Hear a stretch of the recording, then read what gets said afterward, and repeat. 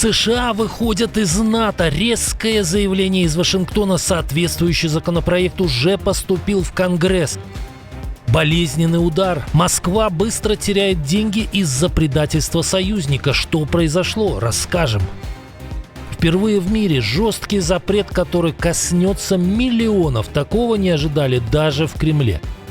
Война на море продолжается. Москва потеряла еще один корабль. СБУ ударила по теневому флоту России. Бюджет пустеет из-за войны, но нет предела креативности. В российских регионах придумали еще один способ отъема денег у граждан. Об этих и других событиях утро 11 декабря. Самые важные и срочные новости, эксклюзивные подробности. Вы смотрите информационный выпуск «Нехта». Оперативно о событиях в Украине, России, Беларуси и мире. Раньше и понятнее других. Все, что нужно знать сегодня.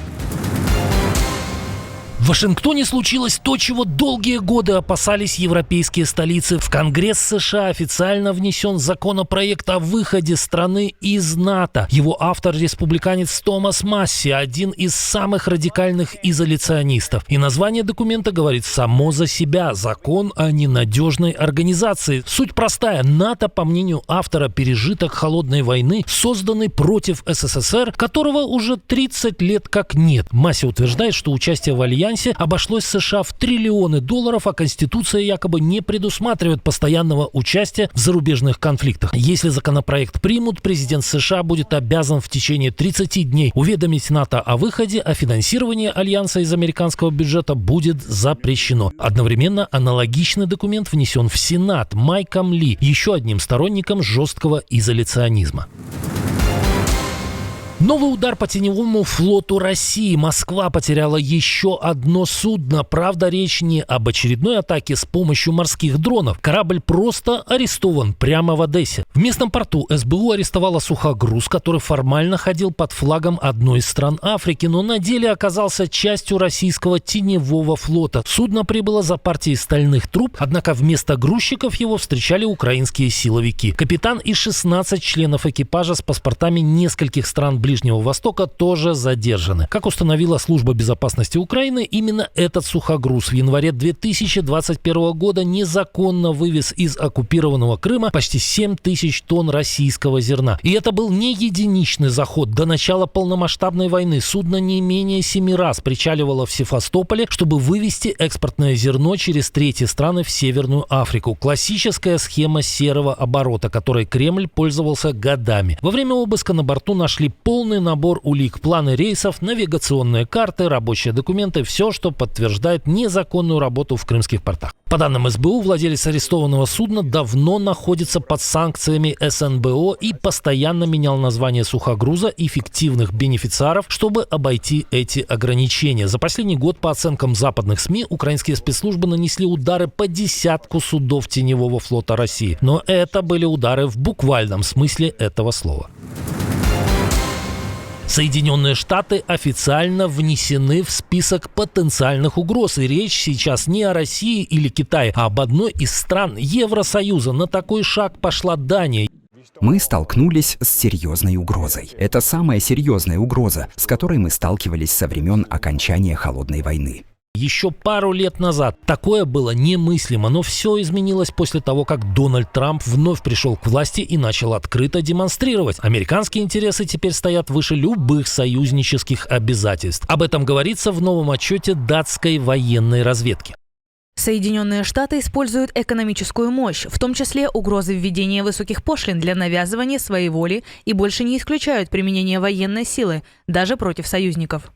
Датские разведчики отмечают растущий интерес США к Арктике и нескрываемое желание наложить руку на Гренландию, автономную территорию под управлением Дании, обладающую потенциально колоссальным военным и экономическим значением. Я думаю, это мрачное зрелище. То, что мы теперь видим в черно-белом цвете, это то, что мы вступили в новое измерение в наших отношениях с Соединенными Штатами. Это затронет каждого датчанина, потому что это новый мировой порядок.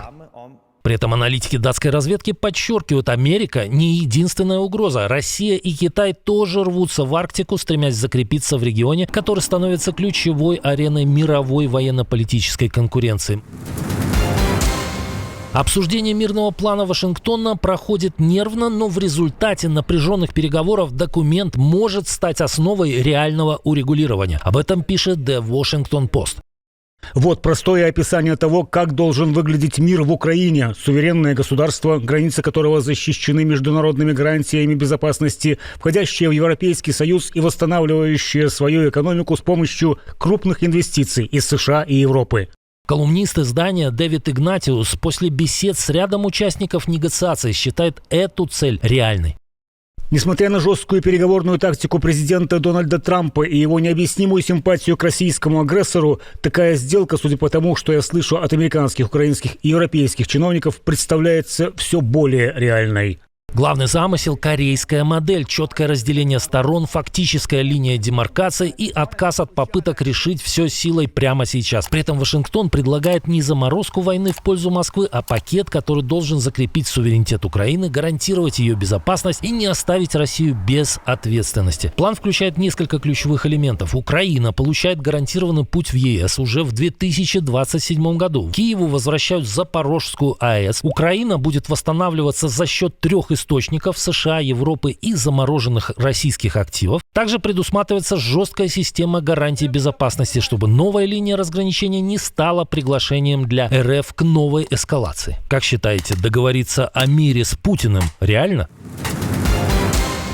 Денег нет? Подайте. Петропавловск-Камчатский стал первым городом в России, где чиновники официально попросили граждан доплатить за работу мэрии. Администрация запустила сбор добровольных взносов от жителей и компаний, чтобы закрыть дыру в бюджете. Размер взноса не ограничен. Хочешь 100 рублей, хочешь миллион. Главное указать цель, на что именно город должен потратить ваши деньги. Если цель вдруг исчезнет или освоить деньги не получится, их обещают вернуть отправителю. Более половины российских регионов, 56 из них, давно сидят в минусе. По подсчетам аналитиков проекта «Эксперт.РА», только за январь-сентябрь их совокупный дефицит составил более 170 миллиардов рублей. На фоне такого обвала добровольные взносы – это уже отчаянная попытка власти заткнуть дыру в бюджете руками самих жителей. Может, подскажем путинским чиновникам, как и на чем быстро сэкономить деньги? Пишите в комментариях. Почти каждую неделю мы слышим звучные заявления об очередных пакетах для Киева, но вот нашлась структура, которая все подсчитала и пришла к неутешительному выводу. Западная военная помощь Украине стремительно проседает. 2025 рискует стать самым скудным годом с начала полномасштабной войны. Таковы данные свежего отчета Кильского института. В 2022, 2023 и 2024 годах США и Европа в среднем выделяли Киеву более 40 миллиардов евро в год. Теперь совсем другая картина. По состоянию на начало ноября общий объем обязательств составил лишь 32,5 миллиарда. После инаугурации Дональда Трампа США практически прекратили безвозмездную военную помощь Украине. На некоторое время европейцы подхватили эстафету и даже рекордно ускорились. С апреля по июнь ЕС, Британия, Норвегия, Швейцария и Исландия суммарно объявили о почти 20 миллиардах евро новых пакетов поддержки. Но этот рывок оказался недолгим. Уже с июня уровень помощи резко пошел вниз. За весь период до ноября ее объемы сократились вдвое, а за 2 первых месяца осени европейские программы военной поддержки Украины едва набрали 4,2 миллиарда евро. Спиной к России, лицом к Китаю. Казахстан начал тихий, но стратегический разворот. Часть нефти с гигантского месторождения в Кашагане Астана перенаправляет в сторону Китая. Сколько именно, чиновники в Астане не раскрывают. Но источники Reuters уточняют, в декабре Китай впервые получит около 50 тысяч тонн кашаганской нефти по трубопроводу Атасу-Алашанькоу. Это лишь начало. Общий декабрьский экспорт по этому маршруту может вырасти на дополнительные 70 тысяч тонн, почти удвоение обычных объемов. Причина этого маневра проста и болезненна для Москвы. После удара украинских дронов по выносному причалу ВПУ-2 перевалка на Черноморском терминале КТК заметно просела, и Астана вынуждена искать альтернативы. Таким образом, Москва не только будет терять деньги от транзита казахстанской нефти, но и приобретает нового конкурента в борьбе за китайский рынок. Первая в мире страна запретила детям доступ в соцсети, и это не Россия. Австралия пошла на шаг, о котором многие демократические страны только спорят. Теперь лицам до 16 лет запрещено создавать аккаунты в социальных сетях. Уже существующие профили подростков должны быть заблокированы. Это пример мирового лидерства. Австралия показывает, что «хватит» означает «хватит».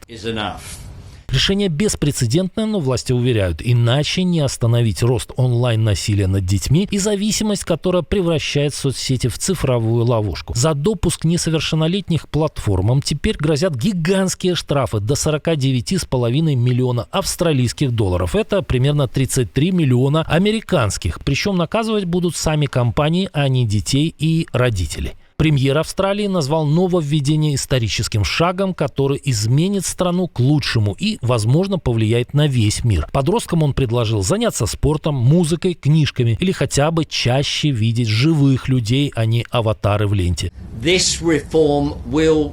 Эта реформа изменит жизнь австралийских детей и позволит им просто наслаждаться детством. Инициативу поддерживает 77% жителей Австралии. Критики же говорят о другом. Как именно соцсети проверят возраст и что будет с подростками, для которых интернет – единственный способ общения и психологической поддержки.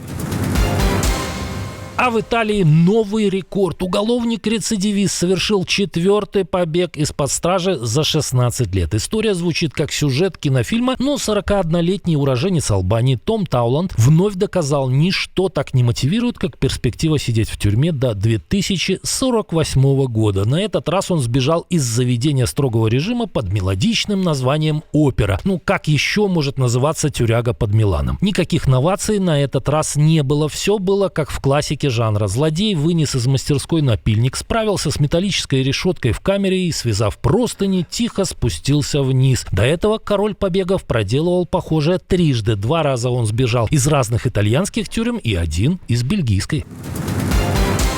Отдельное спасибо, что смотрите, досматриваете до конца, и спасибо за доверие. Жду ваших развернутых комментариев, лайков и репостов. Это важно, чтобы нас становилось больше. Прекрасного вам и продуктивного дня. На этом пока все. До новых встреч и хороших вам новостей.